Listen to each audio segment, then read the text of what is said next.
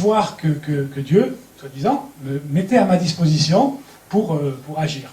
Et en dessous, il y avait la ville où je devais officier, qui était la ville où j'habitais, où mes parents et ma mère habitaient. Donc il a fait commander cette bannière, que j'ai reçue après, hein, parce qu'il l'a demandé, puis il l'a commandé, il l'a fait fabriquer, puis je l'ai reçue après. Et sur le moment, j'ai rien ressenti de plus, et c'était un peu... J'étais ému, mais c'est tout, j'ai pas ressenti plus pour lui. Mais ce qui s'est passé, c'est que la nuit, cette nuit-là, donc, hein, quand j'ai été me coucher, au milieu de la nuit, à un moment, j'ai fait un rêve, j'ai vu une porte, j'étais dans une pièce, et il y avait une porte-fenêtre, enfin c'était pas vraiment une porte, c'était comme une fenêtre, mais assez basse, et il y avait quelqu'un derrière qui frappait au carreau. Et j'entendais frapper, toc, toc, toc, toc. Dans mon rêve, je me suis réveillé, et quand j'ai voulu ouvrir la porte-fenêtre, j'ai eu une décharge électrique dans le dos, et je me suis senti tirer en arrière. Ça m'a réveillé, et j'ai reçu une deuxième décharge électrique, plein au milieu du dos, et j'ai eu les bras qui ont fait comme ça. J'avais les deux bras qui tremblaient comme ça, et vraiment, je me suis dit, c'est certainement la puissance du Saint-Esprit. Mais j'ai pas compris qu'est-ce que c'était que cette personne que je voulais laisser entrer et que j'avais été empêché de laisser entrer. J'ai su après, quand j'ai connu la Bible, j'ai su après que c'était vraiment Christ qui frappe à la porte, et si on le laisse entrer, il soupe avec nous. Mais sur le moment, la puissance que j'ai reçue m'a éloigné de cette acceptation, m'a éloigné de Christ. Mais moi, j'étais persuadé que c'était la puissance du Saint-Esprit. Parce qu'il y avait ce mensonge qui avait lieu aux Philippines. Donc, quand j'ai fini, alors et Michael m'a autorisé à rester 3 semaines de plus pour terminer ma préparation et tout. Donc, quand je suis revenu en France, je suis revenu, Joséphine m'avait aussi donné une Bible dédicacée. Et par contre, Michael interrogeait les gens sur la Bible, il leur posait des questions, ils étaient notés en fonction de la Bible. Donc on avait l'impression vraiment que la Bible avait une place première. Mais j'ai jamais vu une Sainte Seine, j'ai jamais vu quelque chose qui en faisait le centre, qui en fait la foi chrétienne. Mais ils n'arrêtaient pas de parler de la Bible, de Dieu et tout. Mais ils disaient le Saint-Esprit, mais c'était l'Esprit qui était pour eux le Saint-Esprit. Il y avait vraiment une confusion terrible. Quand je suis revenu avec la recherche. Déjà, j'ai été recadré vers le Dieu de la Bible, et j'avais une Bible. Donc j'avais racheté une Bible, et j'ai commencé à chercher. Parce que j'avais été touché, et j'ai commencé à chercher dans la Bible, et j'ai commencé à me nourrir. J'ai vu des choses, je croyais que la Bible était un vieux livre poussiéreux qui avait pas d'âge et qui ne correspondait plus à notre époque. En réalité, les gens de l'Antiquité, à part la technologie, ils sont comme nous. Ils avaient les mêmes passions, les mêmes pulsions, les mêmes envies, les mêmes amours, les mêmes recherches de devenir meilleurs. Ils étaient simplement moins évolués technologiquement, c'est tout. Mais on est les mêmes. Donc j'ai découvert, quand j'ai lu le passage de la femme adultère, quand j'ai lu que Jésus répondait avec une telle sagesse et un tel amour à ceux qui voulaient accuser la femme adultère, ça m'a touché. Il y a eu des passages comme ça qui m'ont fait fondre, qui m'ont nourri. Et puis j'ai commencé à me rendre compte que le Dieu de la Bible était vraiment mon Dieu. Et je l'ai accepté comme un Dieu personnel. Et je me suis rendu compte que ça n'avait rien à voir avec les forces du New Age, le côté obscur de la force, qui n'est même pas une personne, mais qui est une force et que tout le monde peut s'en saisir. Ceux qui veulent faire le bien, ils saisissent le bien. Ceux qui veulent faire le mal, ils saisissent le mal. Dieu n'est pas comme ça. Dieu, il est que lumière, il est que amour. Et le mal existe, mais il n'est pas en Dieu. Donc là, j'ai commencé à grandir dans ma foi chrétienne. J'ai commencé à me nourrir de ça. Et j'avais aussi reçu plus de pouvoir. C'est-à-dire que les puissances qui étaient entrées en moi, elles me donnaient plus de pouvoir. Et quand je touchais les gens, quand je magnétisais les gens, il se passait plus de choses. La réponse était plus forte. Je ne veux pas dire que les gens guérissaient forcément plus. Même aux Philippines, il ne faut pas croire que les gens guérissaient tous. Hein. C'était spectaculaire à voir, ça attirait les gens. Mais c'était pas, il y avait parfois des guérisons, mais comme tous les guérisseurs, parfois pas, parfois. Et j'étais surpris parce que c'était pas forcément ceux qui méritaient. Je comprenais plus des fois. C'était entre nous les pires fripouilles qui recevaient la guérison, alors que c'est en réalité ceux qui le méritaient, à mon sens, hein, à mon humble avis, ne l'avaient pas toujours. Enfin, je comprenais pas tout. Hein, j'étais vraiment pas. Mais le pouvoir grandissait, et surtout ce qui a grandi, c'est le pouvoir de divination. C'est-à-dire que le pouvoir de pendule qui avait évolué pour devenir en troisième œil, donc qui me permettait d'avoir cette vision à travers les gens et à travers les choses, il commençait à devenir interactif. C'est-à-dire que quand j'étais dans mon cabinet, bon, les gens venaient, je voyais, je disais, vous avez mal là, magnétisé, puis ça. Mais quand j'étais dans une situation normale, une situation dans un café, au cinéma, ou avec ma mère, ou enfin, une autre situation qu'une situation thérapeutique, si je faisais rien, je ressentais, c'est-à-dire que les vibrations de la personne que je voyais passaient sur moi. Je devenais comme un émetteur-récepteur, vous savez, j'étais comme un émetteur radio, là. Et je ressentais dans mon corps le mal de la personne. Si la personne avait mal, j'ai déjà eu mal aux ovaires, vous savez. Je sentais dans mon corps les douleurs des femmes parfois qu'il y avait, où j'ai eu mal aux épaules. Pour vous dire, quand la personne avait mal à l'épaule, j'avais mal à l'épaule. Si la personne avait un problème à la nuque, enfin, je ressentais dans mon corps, il y avait une espèce de symbiose entre nous, mais c'était horrible.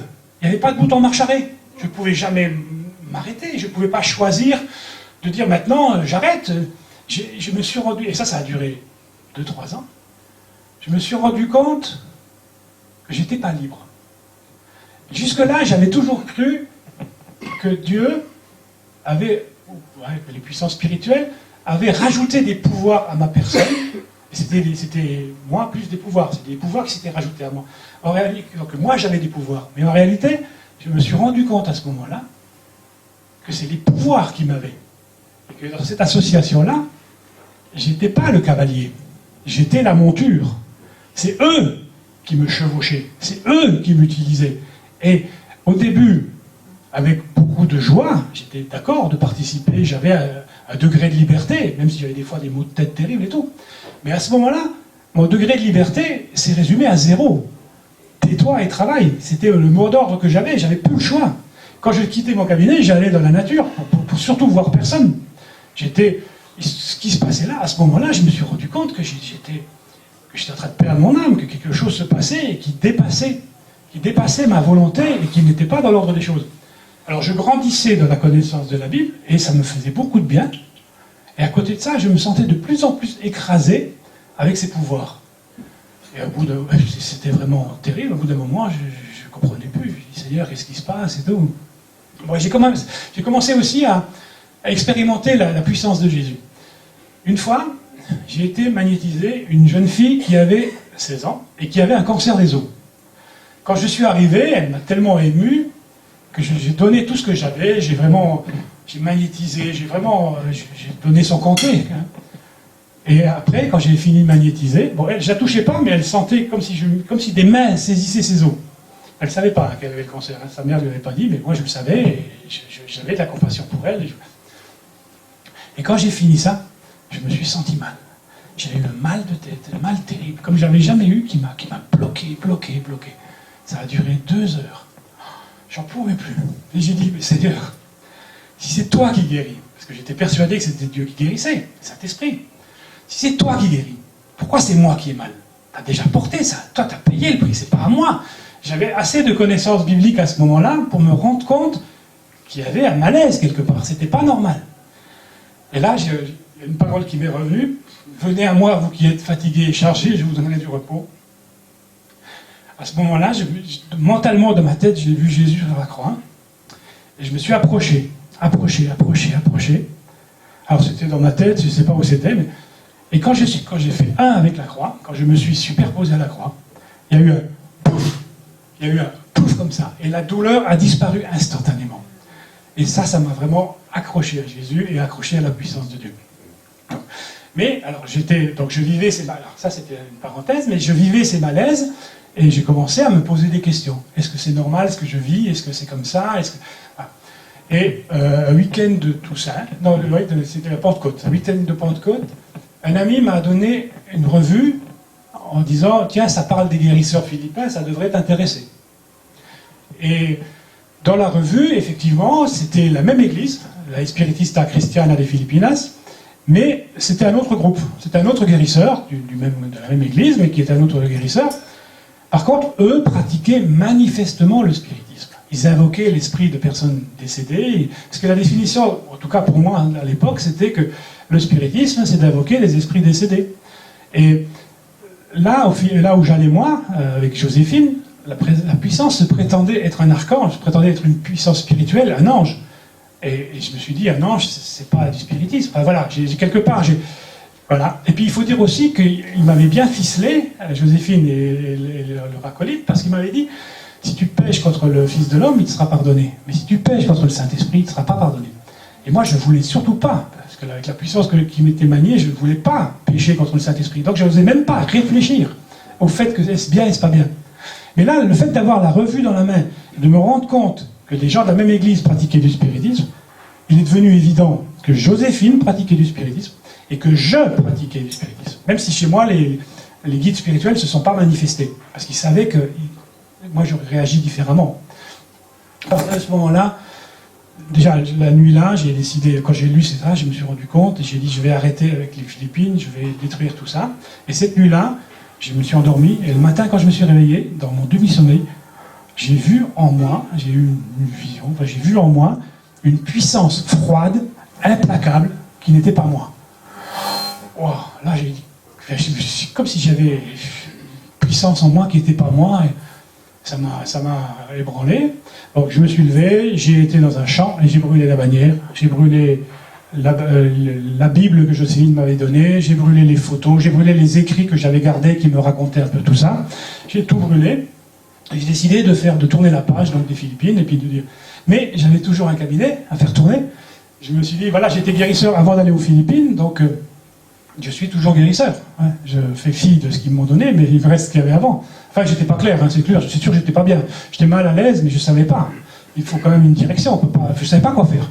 Donc j'ai rien fait pendant un temps.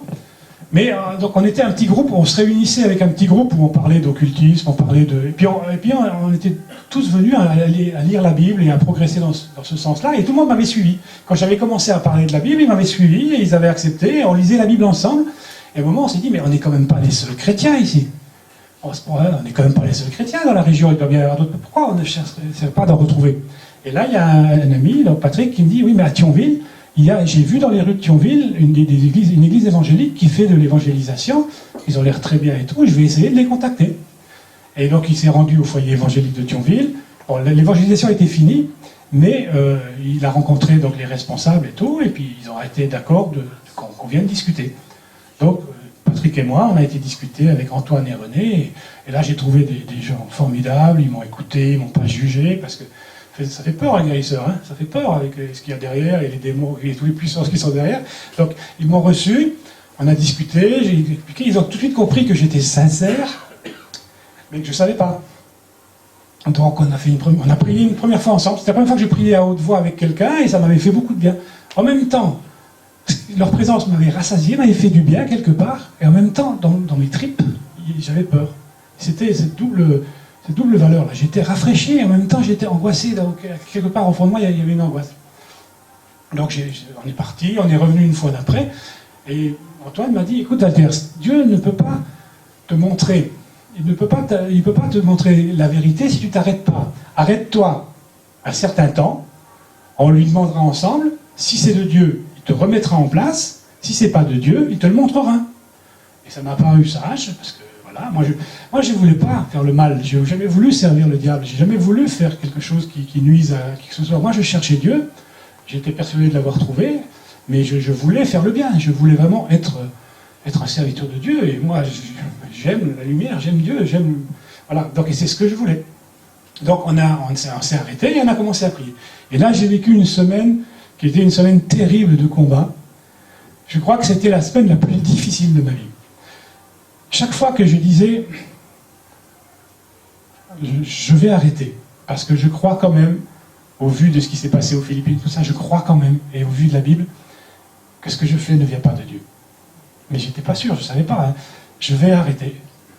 Chaque fois que je disais ça, j'avais une paix qui descendait, mais je me sentais, je planais, c'était différent et tout. Et puis dans la même journée, ah oui, mais il y a telle personne qui veut que tu ailles la magnétiser, elle commence à guérir un peu, il faudrait que... Et là, je disais, bon, ben, j'arrêterai pas. Et chaque fois que je décidais de continuer, j'étais écrasé, mais écrasé. Alors, il n'y avait rien de physique sur moi, mais j'étais écrasé. Et pendant cette semaine-là, j'ai fait, 3 ou 4 fois, le même choix. J'arrête la paix. Ça me tombait sur moi et j'étais béni, j'étais heureux comme tout. Je continue. Et là, c'était la guerre, on peut le dire. J'étais écrasé et tout. Et au bout d'un certain nombre de fois, je dis voilà, j'ai pas besoin de plus. Maintenant, je sais où est le chemin. J'ai la paix de Dieu qui me montre où est la direction. Quelle est la direction que je dois prendre. Et à partir de là, donc j'ai été, moi, convaincu de mon péché, convaincu de mes erreurs, convaincu du mal que j'avais fait, convaincu que, même sans le savoir, j'avais fait des choses que Dieu réprouve. Hein, on peut faire le mal sans le savoir, on peut se tromper. On peut vouloir prendre un train et se retrouver, pouvoir aller à Strasbourg et on se retrouve à Lyon parce qu'on s'est trompé. Je me suis trompé, j'ai été manipulé par toutes ces puissances qui m'environnaient. Et quelque part, j'ai demandé pardon à Dieu. Et je me suis excusé, j'ai fait une conversion, une démarche de foi. Et j'ai dit, voilà Seigneur, je remets tout à ta croix, j'accepte le sacrifice de Jésus. Voilà. Et dans l'église où je suis arrivé, il y avait justement des baptêmes 15 jours après. Donc ils m'ont autorisé à me faire baptiser en même temps. Donc j'ai pratiqué le baptême entier, hein, donc plongé par immersion, parce que, avec tout ce que j'avais traversé, je voulais pouvoir montrer, déjà à moi, aux hommes, aux esprits, à toutes les puissances qui m'avaient côtoyé et tout ça, que j'étais chrétien, et à Dieu, que j'avais accepté donc le sacrifice de son Fils. Donc je me suis fait baptiser, mais malgré que ça soit très très atténué, je ressentais encore quand même des choses, et j'avais encore des tentations de magnétiser, c'était pas fini, quelque part. Et là, ils ne savaient pas quoi faire. Les gens de mon église, ils disaient, oui, normalement, on ne peut pas faire plus, qu'est-ce que tu veux qu'on fasse? Enfin, ils ne savaient pas quoi faire, et il s'est avéré que 3 semaines après, à Metz, il y avait un congrès, une réunion, il y avait 3 jours où il y avait 2 pasteurs suisses, donc Michel Renevier et Jean-Marc Bigler, qui partageaient, donc c'était 3 soirées de suite.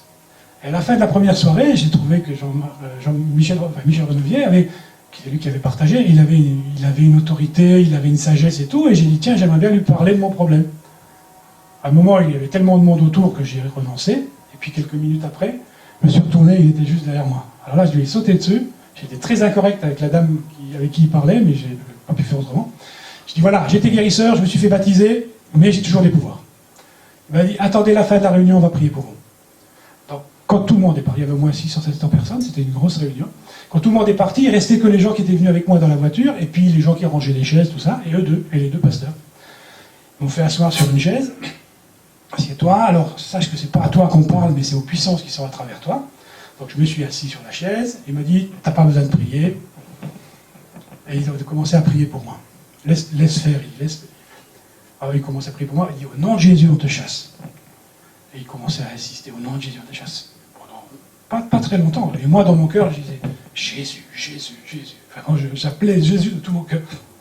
À ce moment-là, j'ai vécu une libération, un exorcisme. J'ai commencé à avoir une crampe. Alors, ma femme, elle n'aime pas que je montre les trucs, mais j'ai commencé à avoir une crampe au niveau de l'estomac. J'ai eu un vomissement spirituel, avec la bouche ouverte, avec des cris. Ça s'est arraché d'ici, c'est sorti, je ne pouvais pas faire autrement. Alors ça a duré 15-20 secondes, avec un cri, tous ceux qui étaient dans la salle et tout. C'était les glaces et l'effroi, mais nous, on était surpris comme tout. Et à ce moment-là, donc, j'ai vécu cette libération, et je peux dire maintenant, parce que j'ai 30 ans de recul, que depuis là, les pouvoirs sont partis. En même temps que les puissances spirituelles, les démons qui étaient en moi, sont partis, les pouvoirs sont partis aussi. Les pouvoirs ne m'appartenaient pas. Les pouvoirs avaient été donnés par ces puissances qui m'habitaient et qui me chevauchaient. J'étais donc le médium, le médium de ces puissances qui m'utilisaient pour faire des choses à mon insu. Donc une fois ces puissances parties, j'ai été libéré. Et là, après, j'ai commencé donc à avoir une vie normale. J'ai intégré l'église dans laquelle ma femme faisait partie. Alors, on s'est rencontrés, ça a duré 3 ans, on a échangé un peu, et puis par certaines, le Seigneur a utilisé certaines choses très sympathiques pour nous amener à nous rencontrer, puis à savoir que c'était elle mon épouse. Enfin, je peux dire qu'après coup, et jusqu'à maintenant, même 30 ans après, Dieu est toujours présent. Il n'est pas aussi brutal qu'elles étaient les puissances spirituelles que j'avais avant, il n'était pas toujours aussi démonstratif, mais il est toujours présent. Et il nous a, donc déjà moi, avec la vie que j'avais, je ne sais pas ce que je serais devenu, parce que j'ai connu beaucoup de médiums, voyants, tout ça, qui sont devenus fous, qui ont été détruits par ce qu'ils faisaient. Là, si j'avais continué sur la voie où j'étais, je m'isolais complètement, je ne sais pas comment je serais devenu. En tout cas, le fait d'avoir choisi Dieu et d'être devenu chrétien, j'ai commencé à avoir une vie normale. Dieu a utilisé 3 ans pour me guérir, me changer et tout. J'ai épousé ma femme. On a eu 3 enfants, deux grandes filles. Enfin, maintenant, elles sont grandes, mais elles étaient petites au départ. Donc, on a eu 3 beaux enfants qui sont des vraies bénédictions et qui vraiment, je réjouis. Notre vie, elle a été pas facile, on ne peut pas dire que c'est facile. Mais on a toujours une espérance. Quand on a un problème, on sait vers qui se tourner. On a rencontré des gens formidables.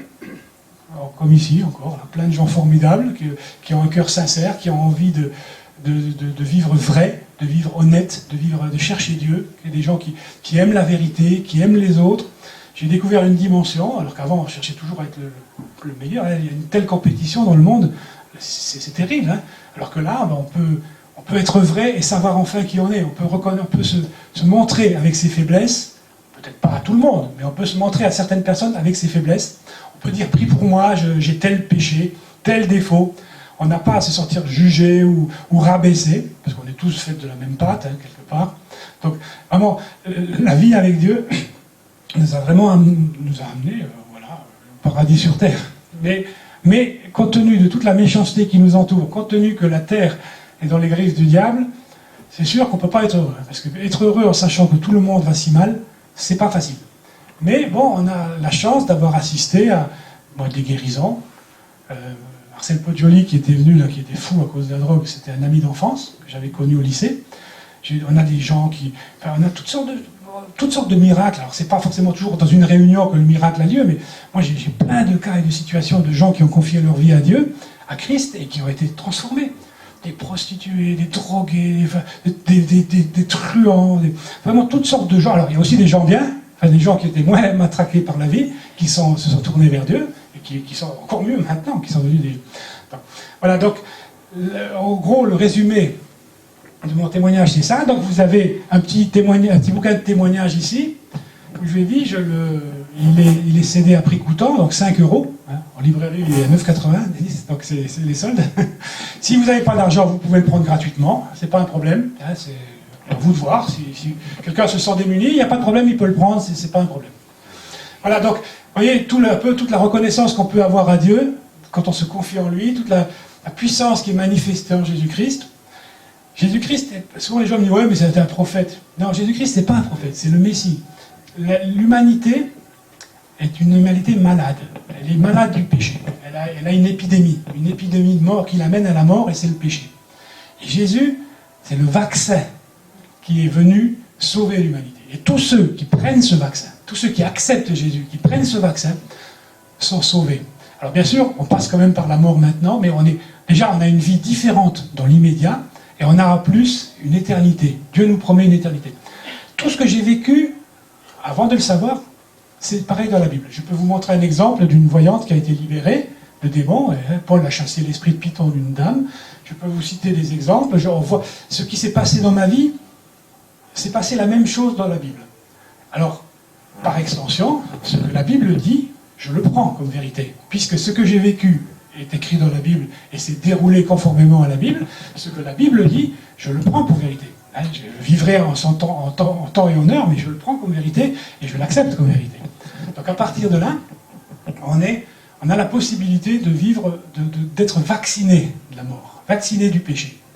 Et ça, c'est formidable. Et l'ennemi et le diable n'a plus de puissance sur nous.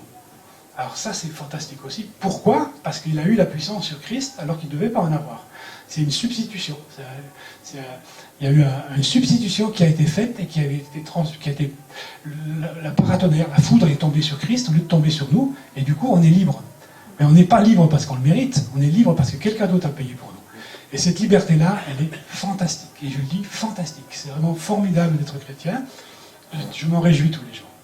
Voilà, alors maintenant, déjà, je ne sais pas la suite des événements. Il y aura certainement un temps de questions-réponses. Si vous avez des questions. Maintenant, moi, je vous encourage à faire un pas dans votre cœur avec le Christ, avec le Seigneur. C'est le bon berger. Il n'a rien fait de mal. Il ne vous incite pas à faire du mal. Il ne vous incite pas à aller poser des bombes. Il ne vous incite pas à spolier quelqu'un. Il vous incite à aimer les autres. Il vous incite à pardonner. Vous savez, le pardon, c'est pas humain le pardon. L'homme ne peut pas pardonner. Nous, on est fait pour œil, ça nous allait bien. Dent pour dent, ça nous allait bien aussi. Hein, tu m'as fait ça, je te fais ça, et même pire. Parce que l'être humain produit des réactions humaines.